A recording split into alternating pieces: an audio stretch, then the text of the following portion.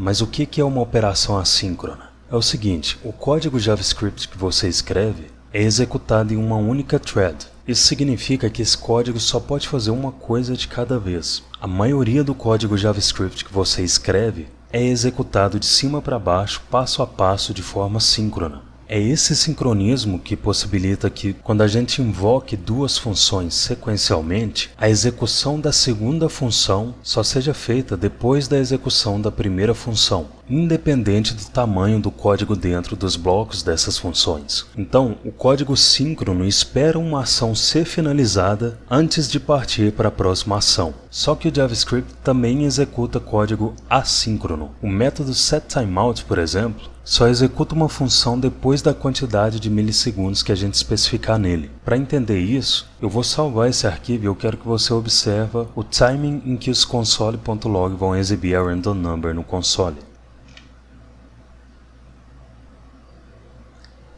O que aconteceu aqui? A linha 1 e a linha 8 são duas linhas de código síncrono, ou seja, elas são executadas de cima para baixo, sequencialmente, passo a passo. Só que a gente tem um timer inserido aqui entre essas duas linhas de código. E mesmo que esse timer esteja posicionado entre o código síncrono, eu vou repetir a execução do código e você vai ver que o JavaScript não esperou 2 segundos para ler as próximas linhas de código. Ou seja, ele não esperou 2 segundos para ler esse console.log aqui na linha 8. E é por isso que o número 9 foi exibido antes do console.log do setTimeout. Ou seja, o JavaScript leu o setTimeout, iniciou a contagem de segundos desse setTimeout, mas continuou a executar o código abaixo do setTimeout. E quando os 2 segundos do setTimeout foram concluídos, ou seja, quando esse processo assíncrono do setTimeout foi concluído, a função que o setTimeout recebeu foi executada. Se não fosse assim, a aplicação ficaria travada por 2 segundos e só então o último console.log seria executado. Então, uma das principais características de um código assíncrono é que ele pode iniciar um processo agora e finalizar esse processo posteriormente.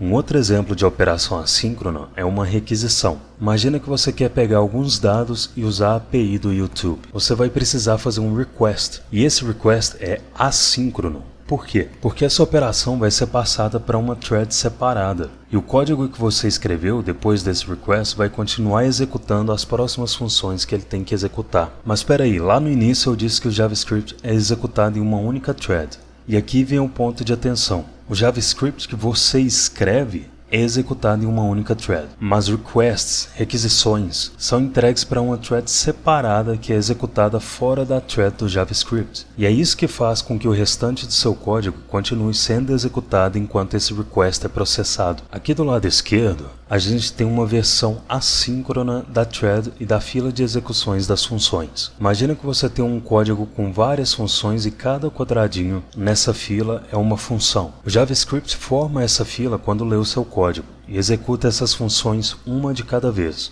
Então, ele encontra a primeira função, executa ela, vai para a segunda função e aqui ele encontra um request, que é uma operação assíncrona. Nesse caso, ele passa esse request para uma thread separada fora da main thread do JavaScript e esses dados são buscados. Só que enquanto isso, na main thread do JavaScript, a próxima função vai ser executada e aqui vem depois e a próxima.